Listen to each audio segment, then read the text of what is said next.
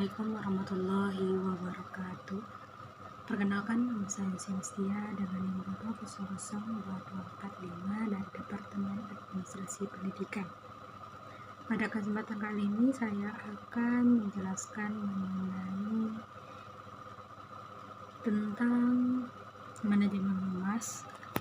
Materi tentang pada kali ini kita akan membahas tentang kegiatan-kegiatan PR atau Public Relationship dan persyaratan menjadi Public Relationship Officer.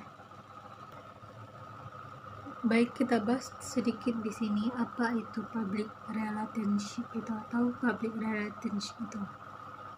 PR adalah suatu bidang yang bertujuan untuk membangun, memelihara, dan meningkatkan hubungan antar organisasi atau individu dengan publik atau stakeholder yang berbeda.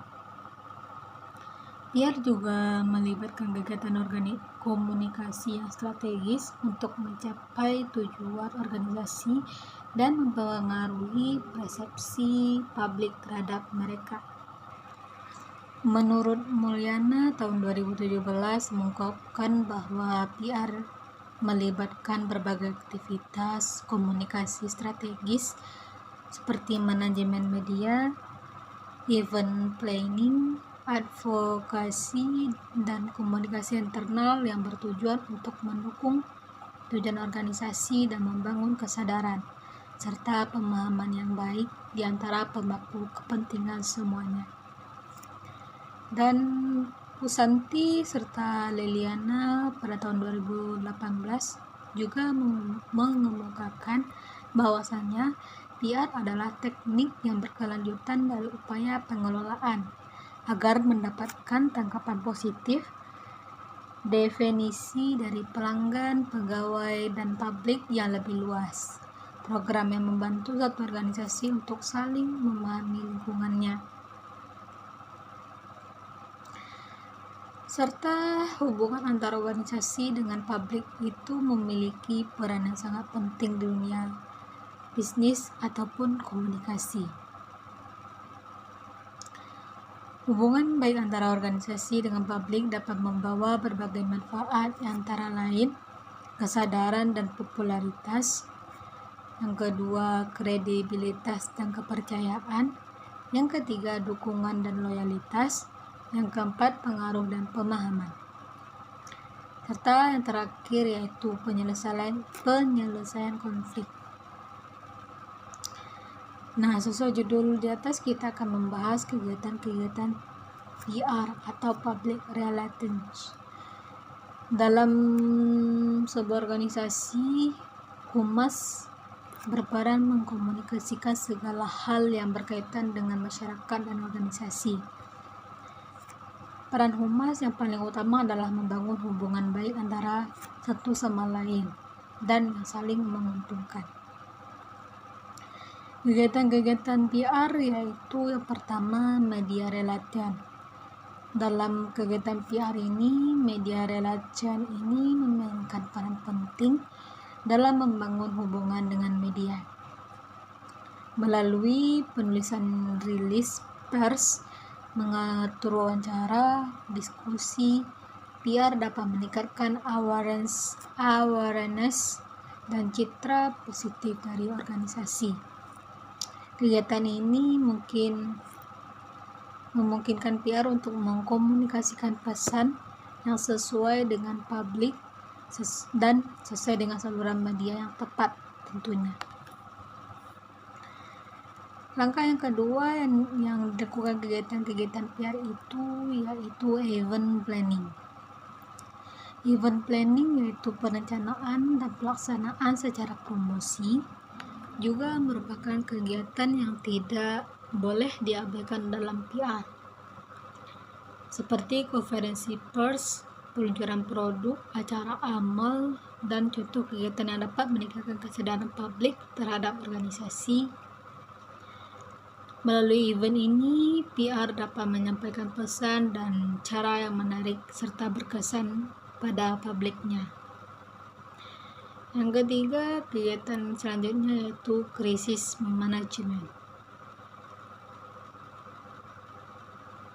Kegiatan PR yang tidak terbatas pada positif saja, tetapi juga perlu menghadapi situasi yang darurat atau kontroversi. Krisis manajemen merupakan bagian penting dari public relations. Dalam menghadapi krisis ini, PR harus mampu merancang pesan dan konsisten, serta mengkomunikasikannya dengan jelas kepada publik yang terkena dampak. Tujuan utama pada kegiatan ini yaitu memulihkan citra organisasi dan membangun kembali kepercayaan publik. Kegiatan yang keempat yaitu digital public relations. Dalam era digital ini, kehadiran online organisasi menjadi semakin sangat penting. Digital PR melibatkan pengelolaan media, situs web, serta kampanye digital lainnya. Melalui kegiatan ini, PR dapat mempengaruhi opini publik secara efektif dan mendukung keberhasilannya melalui metrik yang relevan. Kegiatan yang kelima yang dilakukan PR yaitu employee relations. Membangun komunikasi yang efektif antara organisasi dengan karyawan juga merupakan bagian penting dalam public relationship. Buletin internal yaitu kegiatan sosial organisasi serta komunikasi tentang kebijakan dan tujuan organisasi harus dikelola dengan baik agar menciptakan hubungan yang harmonis antara organisasi dan karyawan. Yang keenam, kegiatan selanjutnya yaitu community relation. Hubungan baik dengan komunikasi lokal juga menjadi fokus terpenting dalam public relation, seperti kolaborasi dengan LSM, dukungan kegiatan sosial, dan partisipasi dalam kegiatan komunikasi adalah beberapa cara dalam meningkatkan citra positif organisasi di mata masyarakat. Pasti kita bertanya-tanya bagaimana persyaratan atau apa persyaratan untuk menjadi public relation officer. Nah, persyaratan menjadi public relation officer ini adalah kinerja atau kualifikasi tertentu yang harus dimiliki seseorang untuk memenuhi tugas tanggung jawab dalam pekerjaan sebagai PR. Tujuan dari persyaratan ini adalah untuk memastikan bahwasanya individu tersebut dapat memiliki kemampuan, pengetahuan yang diperlukan untuk berkomunikasi secara efektif dengan pemangku kepentingan dan merencanakan kegiatan PR yang efisien dan efektif. Yang pertama yaitu persyaratannya 1. Kemampuan komunikasi yang efektif. Tentu saja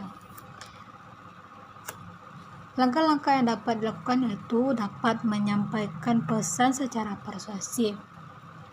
Kemampuan ini dapat menjadi komunikasi yang pesan yang jelas dan dapat mempengaruhi pendengar.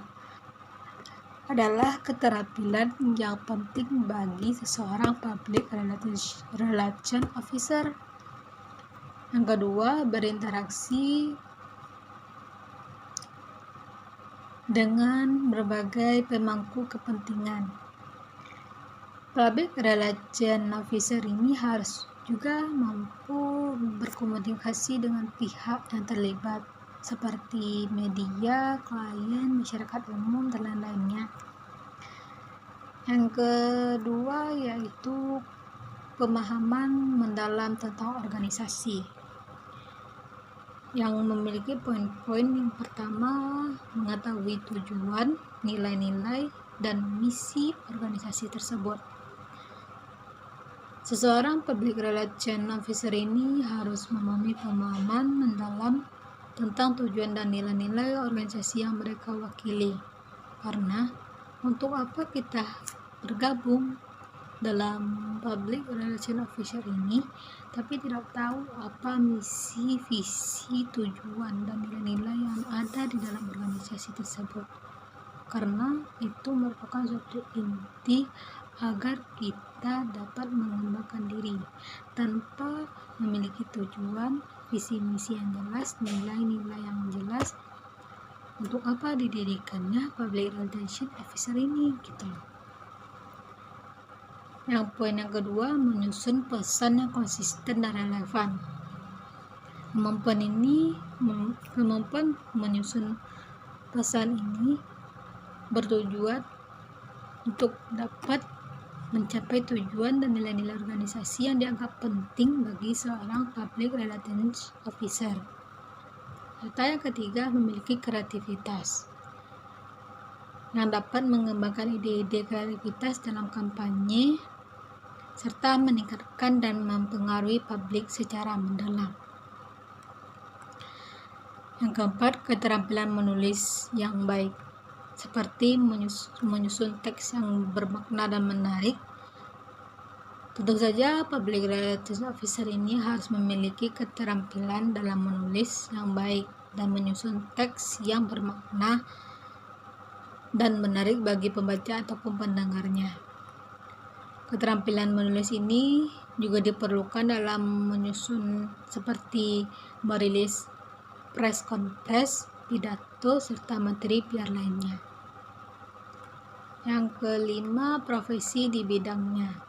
Seorang praktisi public relation harus memiliki kemampuan yang kompeten nanti agar personalnya dapat diakui dan dihargai dalam menjalin sebuah relasi di masyarakat maupun pemerintah. Yang keenam, mampu menciptakan jalur komunikasi yang baik. Di dalam public relation dapat menciptakan jalur komunikasi itu ada dua arah yang baik, entah itu di dalam maupun di luar perusahaan. Dalam penyampaian pesan dan informasi yang dapat dipercaya nantinya akan menjalin hubungan perusahaan baik internal maupun eksternal, dapat menciptakan rasa saling memahami satu sama lainnya. Yang ketujuh yaitu siap menghadapi dan tampil di muka umum atau publik. Mengapa demikian? Karena public relation tak jauh di mata orang yang banyak atau publik. Maka seseorang praktisi public relation officer ini harus mampu dan siap menghadapi banyak orang, baik itu sambutan resmi, pidato, wawancara, kegiatan lainnya yang akan tampil di depan publik atau masyarakat luar. Dengan kesiapan dan kematangan seorang praktisi public relation ini tentu saja membawa nama baik perusahaan agar menjadi lebih disegani di mata masyarakat tentunya.